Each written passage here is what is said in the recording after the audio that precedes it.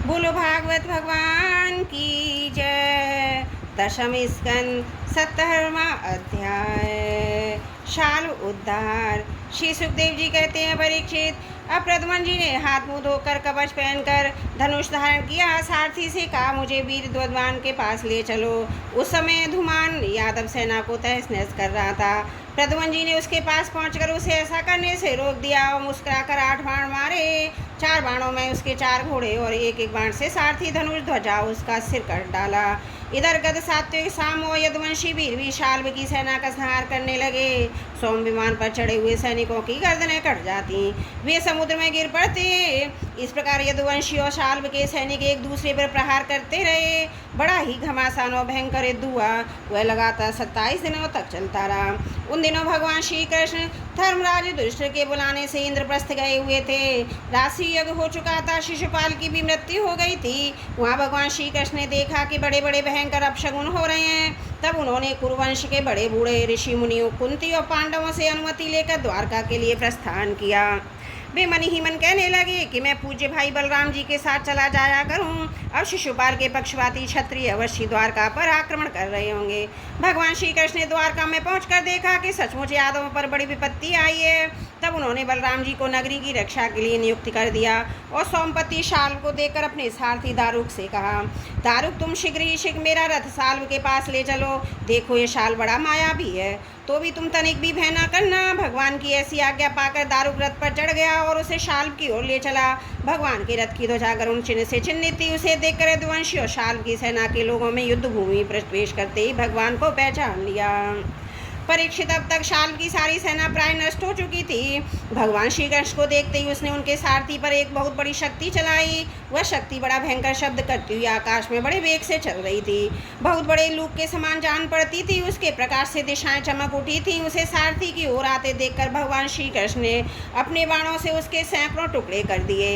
इसके बाद उन्होंने शाल्व को 16 बाण मारे और उसके विमान को भी, जो आकाश में घूम रहा था, असंख्य बाणों से चलनी कर दिया। ठीक वैसे जैसे सूर्य अपनी किरणों से आकाश को भर देता है। शाल्व ने भगवान श्री कृष्ण की बाईं भुजा में, जिसमें शांग धनुष शोभामान था, बाण मारा। इससे शाम धनुष भगवान के हाथ से छूटकर गिर पड़ा।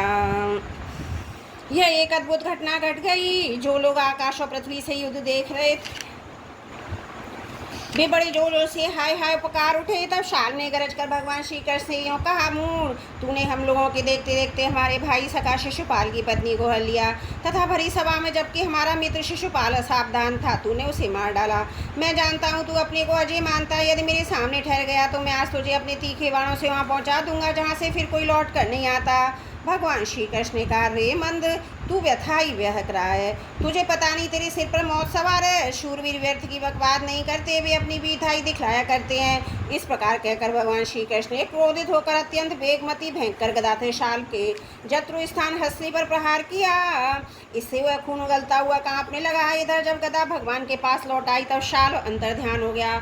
इसके बाद 2 घड़ी बीतते बीतते एक मनुष्य ने भगवान के पास पहुंचकर उसके सिर झुकाकर प्रणाम किया और रोता हुआ बोला, मुझे आपकी माता देवकी ने भेजा है। उन्होंने कहा है कि अपने पिता के प्रति अत्यंत प्रेम रखने वाले महाबल श्री कृष्ण शाल तुम्हारे पिता को उसी प्रकार बांध ले गया है जैसे कोई कसाई पशु को बांध कर ले जाए। यह अप्रिय समाचार सुनकर भगवान श्री कृष्ण मनुष्य से बन गए। उनके मुंह पर कुछ उदासी छा गई। वे साधारणतः पुरुष के समान अत्यंत करुणा और स्नेह से कहने लगे, अहो मेरे भाई बलराम जी की तो देवता अथवा असुर कोई नहीं जीत सकता। वे सदा सर्वदा सावधान रहते हैं। शाल्व का बल पौरुष तो अत्यंत अल्प है, फिर भी इसने ऐसे कैसे जीत लिया? कैसे मेरे पिताजी को बांध कर ले गया? सचमुच प्रारब्ध बहुत बलवान है। भगवान श्री कृष्ण इस प्रकार कह ही रहे थे कि शाल्व वसुदेव के समान एक माया रचित मनुष्य लेकर वहाँ आ पहुँचा। श्री कृष्ण से कहने लगा, मूर्ख, देख, यही तुझे पैदा करने वाला तेरा बाप है जिसके लिए तू जी रहा है। तेरे देखते देखते मैं इसका काम तमाम करता हूँ।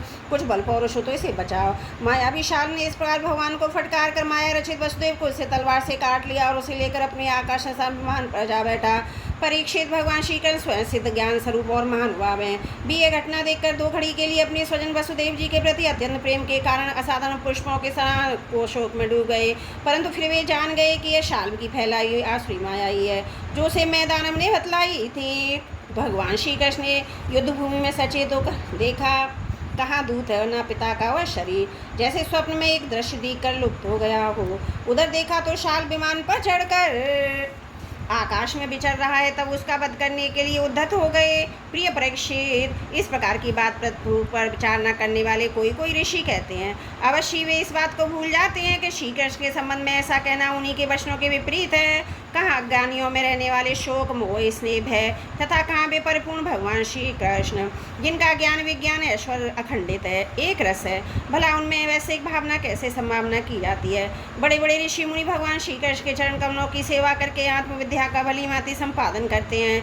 उसके द्वारा शरीर आदि में आत्मबुद्धि रूप आदि अज्ञान को मिटा डालते हैं, आत्म संबंधी अनंत ऐश्वर्य प्राप्त करते हैं। उन संतों के परम गति स्वरूप भगवान श्री कृष्ण में भला मोह कैसे हो सकता है। अब साल भगवान श्री कृष्ण पर बड़े उत्साह वेग से शस्त्रों की वर्षा करने लगा। अमोघ शक्ति भगवान श्री कृष्ण ने भी अपनी बाणों से शाल को घायल कर दिया, उसके कवच तथा शिर की मणि छिन्न भिन्न कर दिया, साथ ही गदा की चोट से उसके विमान को भी जर्जर कर दिया। परीक्षित, भगवान श्री कृष्ण के हाथों से चलाई हुई गदा से विमान चूर चूर हो गया, समुद्र में गिर पड़ा। गिरने के हाथ में शाल गदा लेकर धरती पर कूद पड़ा। सावधान होकर बड़े वेग से भगवान श्री कृष्ण की ओर झपटा। शाल को आक्रमण करते देख उन्होंने ग्वाला को गदेश के साथ उसका हाथ काट डाला। फिर उसे मार डालने के लिए उन्होंने प्रलयकालीन सूर्य के समान तेजस्वी अत्यंत अद्भुत सुदर्शन चक्र धारण कर लिया। उस समय उनकी ऐसी शोभा हो रही थी मानो सूर्य के साथ उतराया चल शोभावान हो। भगवान श्री कृष्ण ने उस चक्र से परम मायावी शाल का कुंडल किरीट सहित सिर धड़ से अलग कर दिया, ठीक वैसे ही जैसे इंद्र ने वज्र से वृत्तासुर का सिर काट डाला था। उस समय शाल के सैनिक अत्यंत दुख से हाय हाय चिल्ला उठे। परीक्षित, जब पापी शाल मर गया, उसका विमान भी गदा के प्रहार से चूर चूर हो गया। तब देवता लोग आकाश में धुंधुवियाँ बजाने लगे। ठीक इसी समय दंतभक्त अपने मित्र शिशुपाल आदि का बदला लेने के लिए अत्यंत क्रोधित होकर आ पहुँचा। बोलो भागवत भगवान की जय। दसम स्कंद 77वां अध्याय समाप्त। त्रुटियों के लिए क्षमा प्रार्थी हूँ। बोलो भागवत भगवान की जय। दशम स्कंद 78वां अध्याय। दंत भक्त विदुरथ का उद्धार तथा तीर्थयात्रा में बलराम जी के हाथ से सूत जी का वध। श्री सुखदेव जी कहते हैं, परीक्षित, शिशुपाल शाल व पौंड्रक के मारे जाने पर उनकी मित्रता का ऋण चुकाने के लिए मूर्ख दंत भक्त अकेला ही पैदल युद्ध भूमि में आधम का।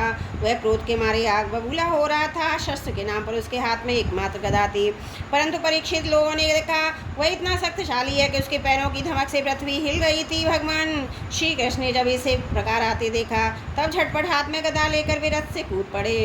फिर जैसे समुद्र के तट की भूमि इसके ज्वार भाटे को आगे बढ़ने से रोक देती है, वैसे ही उन्होंने उसे रोक दिया। घमंड के नशे में चूर कर नरेश दंत भक्त ने गदा तान कर भगवान श्री कृष्ण ने कहा, बड़े सौभाग्य आनंद की बात है कि आज तुम मेरी आंखों के सामने पड़ गए। श्री कृष्ण, तुम मेरे मामा के लड़के हो, इसलिए तुम्हें मारना तो नहीं चाहिए, परंतु एक तो तुमने मेरे मित्र को मार डाला, दूसरे मुझे भी मारना चाहते हो, इसलिए मतिमंद आज मैं तुम्हें अपनी वज्र कर्कश गदा से छू छू कर डालूंगा। मूर्ख, वैसे तो तुम मेरे संबंधी हो, फिर भी तुम शत्रु ही हो। जैसे अपने ही शरीर में रहने वाला कोई रोग हो। मैं अपने मित्रों से बड़ा प्रेम करता हूँ, उनका मुझ पर ऋण है। अब तुम्हें मार कर ही मैं उनके ऋण से ऋण हो सकता हूँ। जैसे महावत अंगुश से हाथी को घायल करता है, वैसे दंतभक्त ने अपनी कड़वी बातों से श्री कृष्ण को चोट पहुँचाने की चेष्टा की। फिर उनके सिर पर बड़े वेग से गदा मारकर सिंह के समान कर उठा। रणभूमि में गदा की चोट खाकर भी भगवान श्री कृष्ण टस से मस न हुए। उन्होंने अपनी बहुत बड़ी कोमेद की गदा संभाल कर उसे दंतभक्त के वक्षस्थल पर प्रहार किया। गदा की चोट से दंतभक्त का कलेजा फट गया, वह वहाँ से खून उगलने लगा। उसके बाल बिखर गए, भुजाएं और पैर फैल गए। निदान निष्प्राण होकर वह धरती पर गिर पड़ा। सब परीक्षित, जैसा कि शिशुपाल की मृत्यु के समय हुआ था, सब प्राणियों के सामने दंतभक्त के मृत शरीर से एक अत्यंत सूक्ष्म ज्योति निकली और बड़ी विचित्र रीत से भगवान श्री कृष्ण में समा गई। दंतभक्त के भाई का नाम था विदुरथ। वह अपने भाई की मृत्यु से अत्यंत शोकाकुल हो गया। जब वह क्रोध के मारे लंबी लंबी सांसें लेता हुआ हाथ में ढाल तलवार लेकर भगवान श्री कृष्ण को मार डालने की इच्छा से आया। राजेंद्र, जब भगवान श्री कृष्ण ने देखा कि वह प्रहार करना ही चाहता है, तब उन्होंने अपने छुरे के समान तीखी धार वाले चक्र से किरीट और कुंडल के साथ उसका सिर धड़ से अलग कर दिया।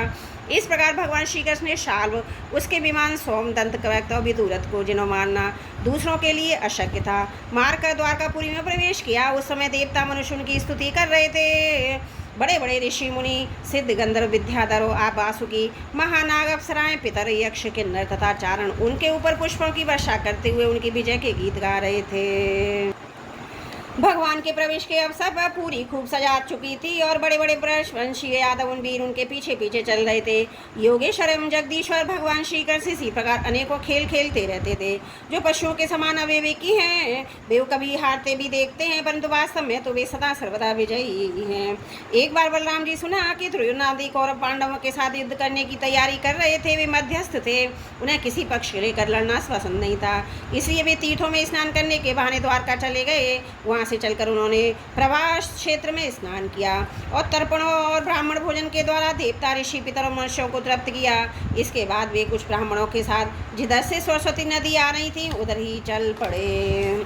वे क्रमश प्रथुदुक बिंदु सुरु ऋतुकुप सुदर्शन तीर्थ विशाल तीर्थ ब्रह्म तीर्थ चक्र तीर्थ और पूर्व वाहिनी सरस्वती आदि तीर्थों में स्नान किए।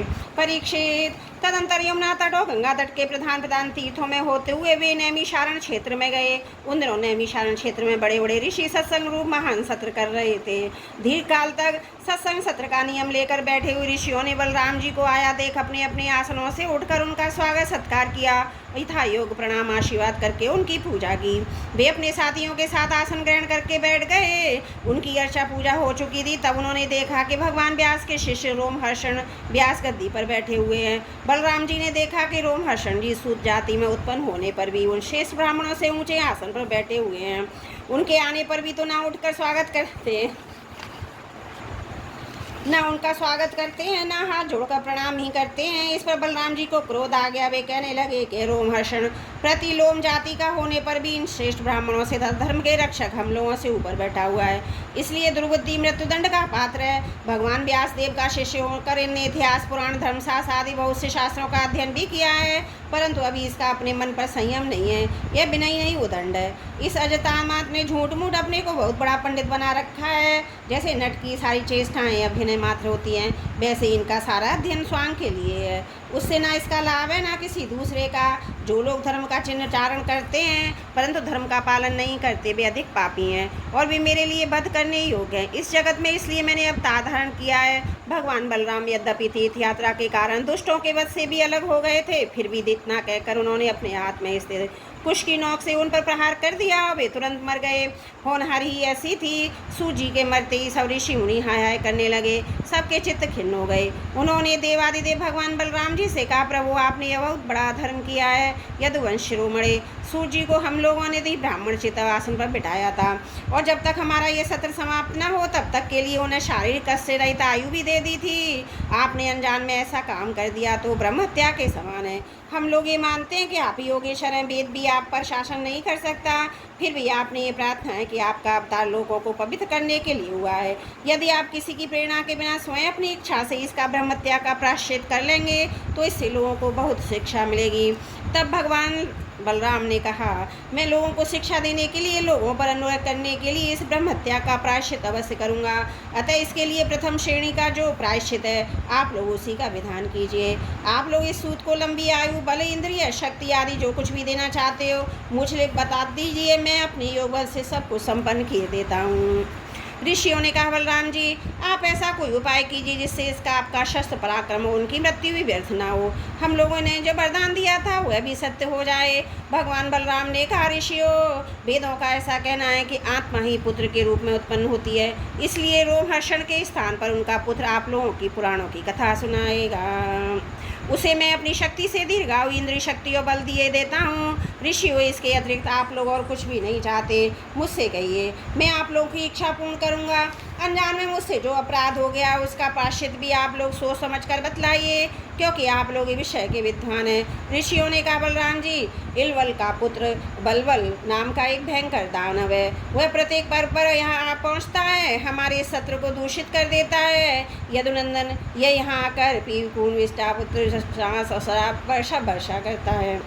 आप उस पापी को मार डालिए, हम लोगों की यह बहुत ही बड़ी सेवा होगी। इसके बाद आप एकाग्र चित्त से तीर्थों में स्नान करते हुए 12 महीनों तक भारतवर्ष की परिक्रमा करके विचरण कीजिए, इससे आपकी शुद्धि हो जाएगी। बोलो भागवत भगवान की जय। 10वां स्कंद 78वां अध्याय समाप्त। त्रुटियों के लिए क्षमा प्रार्थी हूँ। बोलो भागवत भगवान की जय। दशम स्कंद 79वां अध्याय। बलबल का उद्धार और बलराम जी की तीर्थ यात्रा। श्री सुखदेव जी कहते हैं, परीक्षित, पर्व का दिन आने पर बड़ा भयंकर अंधेरा चलने लगा, धूल की वर्षा होने लगी, चारों ओर से पीप की दुर्गंध आने लगी। इसके बाद यज्ञशाला में बलबल दानव ने मलमूत्र आदि पवित्र वस्तुओं की वर्षा की। तदंतर हाथ में त्रिशूल लिए हुए स्वयं दिखाई पड़ा। उसका ढील डोल बहुत बड़ा था, ऐसा जान पड़ता मानो ढेर का ढेर कर इकट्ठा कर दिया गया हो। उसकी छोटी दाढ़ी मूछें तपे हुए तांबे के समान लाल लाल थी। बड़ी बड़ी दाढ़ों भौं के कारण उसका मुंह बड़ा भाव न लगता था। उसे देखकर भगवान बलराम जी ने शत्रु सेना की कुंदी करने वाले मूसल दैत्यों को चीर फाड़ डालने वाले हल्का स्मरण किया। उनके स्मरण करते ही दोनों शस्त्र तुरंत वहां पहुंचे। बलराम जी ने आकाश में विचरने वाले बलबल दैत्य को अपने हल्के अगले भाग से खींचकर उस ब्रह्मद्रोही के सिर पर बड़े क्रोध से एक मूसल कसकर जमाया, जिससे उसका ललाट फट गया। खून उगलता हुआ आर्त स्वर से चिल्लाता हुआ धरती पर गिर पड़ा, ठीक वैसे ही जैसे वज्र की चोट खाकर गेरू आदि से लाल हुआ कोई पहाड़ गिर पड़ा हो। नैमिषारण्यवासी महाभाग्यवान मुनियों ने बलराम जी की स्तुति की, उन्हें कभी न व्यर्थ होने वाले आशीर्वाद दिए, और जैसे देवता लोग देवराज इंद्र का अभिषेक करते हैं वैसे ही उनका अभिषेक किया। इसके बाद ऋषियों ने बलराम जी को दिव्य वस्त्र और दिव्य आभूषण दिए तथा एक ऐसी वैजंती माला भी दी जो सौंदर्य का आश्रय एवं कभी न मुरझाने वाली कमल के पुष्पों से युक्त थी।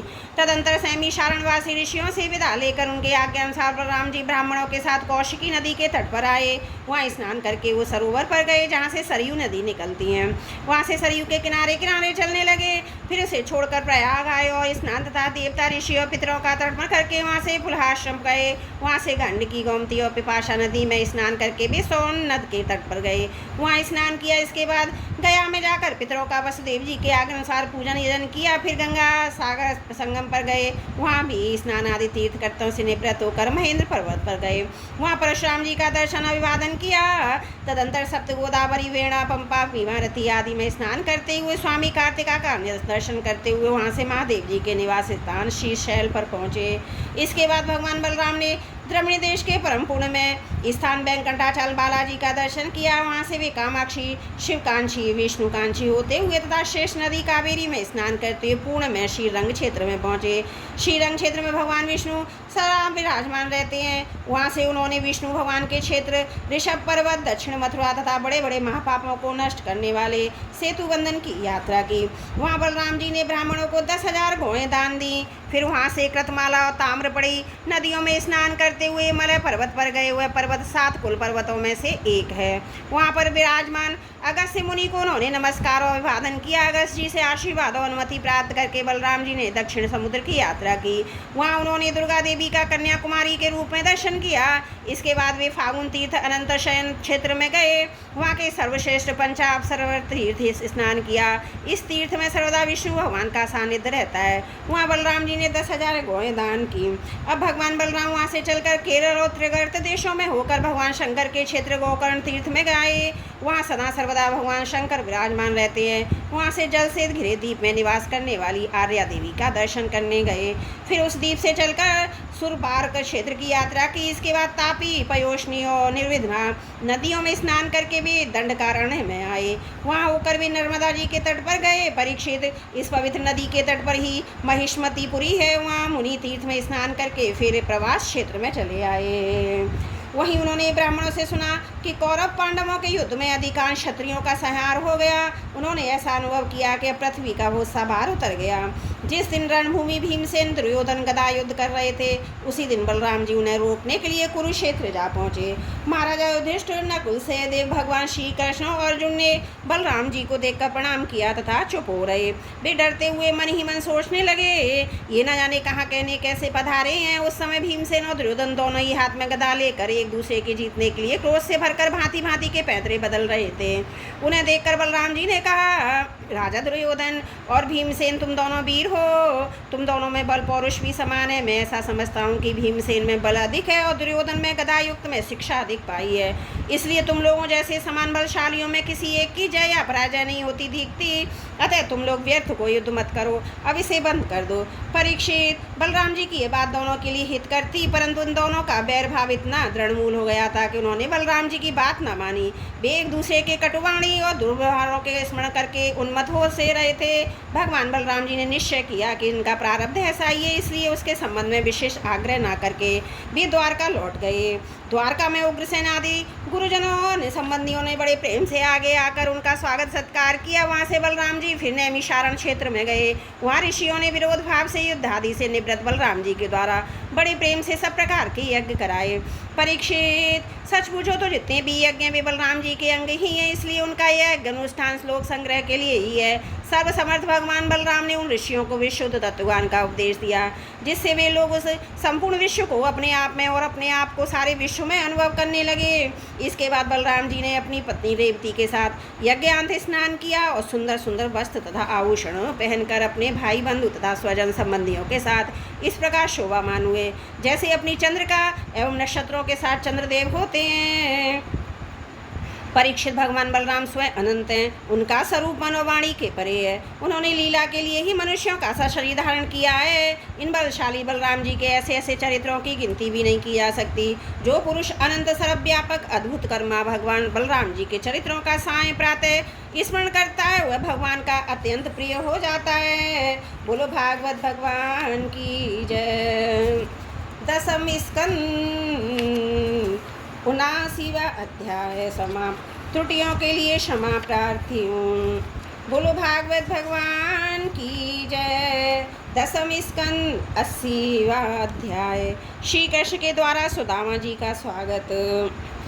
राजा परीक्षित ने पूछा, भगवान प्रेम और मुक्ति के दाता परब्रह्म परमात्मा श्री कृष्ण की शक्ति अनंत है, इसलिए उनकी माधुर्य ऐश्वर्य से भरी लीलाएं भी अनंत हैं। अब हम उनकी दूसरी लीलाएं जिनका वर्णन आपसे अब तक नहीं किया है सुनना चाहते हैं। ब्रह्मणीय जीव विषय सुख को खोजते खोजते अत्यंत दुखी हो गया है। वे बाण की तरह इसके चित्त में छुपते रहते हैं। ऐसी स्थिति में ऐसा कौन सा रस का विशेषज्ञ पुरुष होगा जो बार बार पवित्र कीर्ति भगवान श्री कृष्ण की मंगलमय लीलाओं का श्रवण करके भी उनसे विमुख होना चाहेगा। जो वाणी भगवान के गुणों का गान करती है वही सच्ची वाणी है। वही हाथ सच्चे होते हैं जो भगवान की सेवा के लिए काम आते हैं। वही मन सच्चा होता है जो चराचर प्राणियों में निवास करने वाले भगवान का स्मरण करता है। वे ही कान वास्तव में कान कहने योग्य हैं जो भगवान की गुणमयी कथाओं का श्रवण करते हैं। वही सिर है जो चराचर जगत को भगवान की चल अचल प्रतिमा समझकर नमस्कार करता है। और जो सर्वत्र भगवत गिरह का दर्शन करते हैं वे ही नेत्र वास्तव में नेत्र हैं। शरीर के जो अंग भगवान और उनके भक्तों के चरणोदक का सेवन करते हैं वे ही अंग वास्तव में अंग हैं। सच पूछिए तो उन्हीं का होना सफल है। सूत जी कहते हैं, शौनक आदि ऋषियों, जब राजा परीक्षित ने इस प्रकार प्रश्न किया तब भगवान श्री सुखदेव जी का हृदय भगवान श्री कृष्ण में ही तल्लीन हो गया। उन्होंने परीक्षित से इस प्रकार कहा। श्री सुखदेव जी ने कहा, परीक्षित, एक ब्राह्मण भगवान श्री कृष्ण के परम मित्र थे। वे बड़े ब्रह्मज्ञानी, विषयों से विरक्त, शांत चित्त और जितेंद्रिय थे। विग्रस्त होने पर भी किसी प्रकार का संग्रह परिग्रह न रखकर प्रारब्ध के अनुसार जो कुछ मिल जाता उसी में संतुष्ट रहते थे। उनके वस्त्र तो फटे पुराने थे ही, उनकी पत्नी के भी वैसे ही थे। वह भी उनके पति के समान ही भूख से दुबली हो रही थी। एक दिन दरिद्रता के प्रतिमूर्ति दुखनी पतिव्रता मुख मारे कांपती हुई अपने पतिदेव के पास गई। मुरझाए हुए मुंह से बोली, भगवान साक्षात लक्ष्मती भगवान श्री कृष्ण आपके सखा हैं। वे भक्तवान कल्पतरु शरणागत वत्सल और ब्राह्मणों के परम भक्त हैं। परम भाग्यवान आर्यपुत्र, वे साधु संतों के सत्पुरुषों के एकमात्र आश्रय हैं। आप उनके पास जाइए। जब वे जानेंगे कि आप कुटुंबी हैं और अन्य के बिना दुखी हो रहे हैं तो वे आपको बहुत साधन देंगे। आजकल वे भोज वृष्णि अंधवंशी यादवों के स्वामी के रूप में द्वारका में निवास कर रहे हैं। वो इतने उदार हैं कि उनके चरण कमलों का स्मरण करते उन प्रेमी भक्तों को वे अपने आप दान कर डालते हैं। ऐसी स्थिति में जगत गुरु भगवान श्री कृष्ण अपने भक्तों को यदि धन विषय सुख और अत्यंत वांछनीय नहीं दे तो इसमें आश्चर्य की कौन सी बात है। इस प्रकार जब उन ब्राह्मण देवता की पत्नी ने अपने पतिदेव से कई बार बड़ी नम्रता से प्रार्थना की तब उन्होंने सोचा कि धन की तो कोई बात नहीं है, परंतु भगवान श्री कृष्ण का दर्शन हो जाएगा, यह तो जीवन का बहुत बड़ा लाभ है। यही विचार करके उन्होंने जाने का निश्चय किया और अपनी पत्नी से बोले, कल्याणी, घर में कुछ भेंट देने योग्य वस्तु है तो क्या हो तो दे दो। तब उस ब्राह्मणी के पास पड़ोसन के ब्राह्मणों के घर से 4 मुट्ठी चूड़े मांग कर एक कपड़े में बांध दिए, भगवान को भेंट करने के लिए अपने पति देव को दे दिए। इसके बाद वे ब्राह्मण देवता उन चूड़ों को लेकर द्वारका के लिए चढ़ पड़े। वे मार्ग में सोचते जाते कि मुझे भगवान श्री कृष्ण के दर्शन कैसे प्राप्त होंगे। परीक्षित, द्वारका में पहुंचने पर वे ब्राह्मण देवता दूसरे ब्राह्मणों के साथ सैनिकों की 3 छावनियाँ और 3 द्रोणियों पार करके भगवत धर्म का पालन करने पर अंधक और वृषवंशी यादवों के महलों में जहाँ पहुँचना अत्यंत कठिन है, जहाँ पहुँचे उनके बीच भगवान श्री कृष्ण की 16,000 रानियों के महल थे। उनमें से एक में उन ब्राह्मण देवता ने प्रश्न किया। यह महल खूब सजा सजाया अत्यंत शोभायुक्त था। उसमें प्रवेश करते समय उन्हें ऐसा मालूम हुआ मानो वे ब्रह्मानंद के समुद्र में डूब उतरा रहे हो। उस समय भगवान श्री कृष्ण अपनी प्राण प्रिया रुक्मिणी जी के पलंग पर विराजे हुए थे। ब्राह्मण देवता को दूर से ही देखकर वे सहसा उठ खड़े हुए। उनके पास आकर बड़े आनंद से उन्हें अपने भुजपाश में बांध दिया। परीक्षित परमानंद स्वरूप भगवान अपने प्यारे सखा ब्राह्मण देवता के अंग स्पर्श से अत्यंत आनंदित हो उठे। उनके कोमल स्नान से, कोमल नेत्रों से प्रेम के आंसू बरसने लगे। परीक्षित, कुछ समय के बाद भगवान श्री कृष्ण ने उन्हें ले जाकर अपने पलंग पर बिठा दिया और स्वयं पूजन की सामग्री लाकर उनकी पूजा की।